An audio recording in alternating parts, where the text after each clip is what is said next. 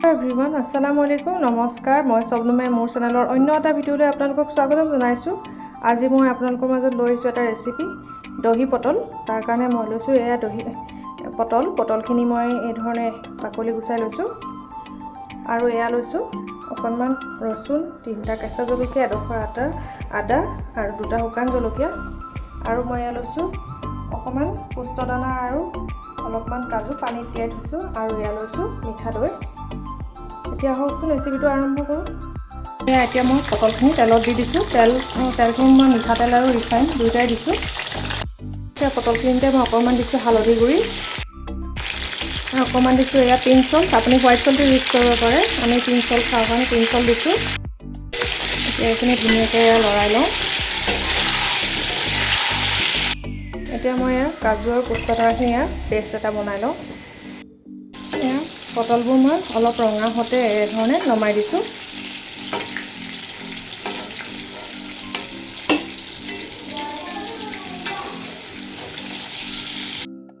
এয়া মই কোনোনাটোত আদা নহৰু জালুক আৰু গোটা জিৰা লৈ মই অলপ খুন্দি লওঁ বাটিটোত লৈছোঁ মই ধনিয়া গুড়ি হালধি গুড়ি জিৰা গুড়ি আৰু কাশ্মীৰী ৰেড চিলি গুড়ি আৰু এয়া দিছোঁ অকণমান নিমখ আগতে নিমখ দিয়া আছিলে কাৰণে এতিয়া মই নিমখ কমকৈ দিছোঁ এইখিনি মই এতিয়া ধুনীয়াকৈ এটা ফাইন পেষ্ট বনাই লওঁ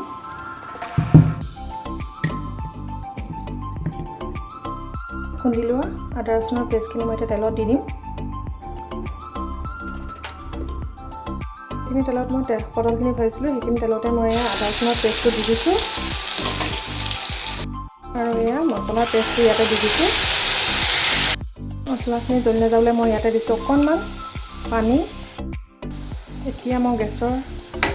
জুইটো অকণমান হাই কৰি অলপ দেৰি এইখিনি মছলাখিনি ধুনীয়াকৈ সিজিবলৈ দিম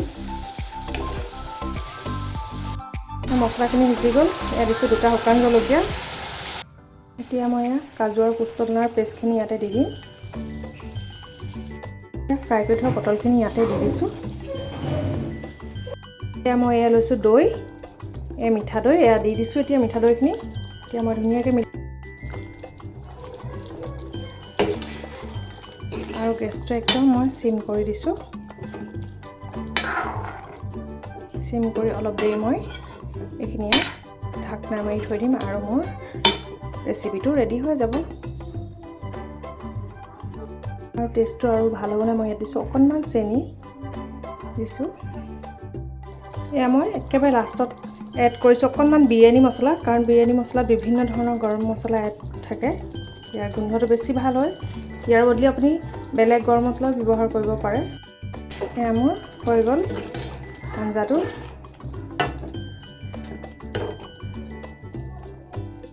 হেল্ল' এভৰিৱান মোৰ এয়া দহি পটলৰ ৰেচিপি ৰেডি হৈ গ'ল মোৰ ৰেচিপিটো চাই কেনেকুৱা পালে প্লিজ কমেণ্ট বক্সত জনাবচোন আৰু যিসকল মোৰ ভিডিঅ'বোৰ চাই আছে প্লিজ মোৰ চেনেলটো ছাবস্ক্ৰাইব কৰি দিব লাইক কৰি দিব কমেণ্ট কৰি দিব আৰু যিমান পাৰি আপোনালোকৰ বন্ধুবৰ্গৰ মাজত শ্বেয়াৰ কৰি দিব তেতিয়াহ'লে আজিলৈ আহিছোঁ পুনৰ আকৌ এটা নতুন ৰেচিপি লৈ আহিম বাই বাই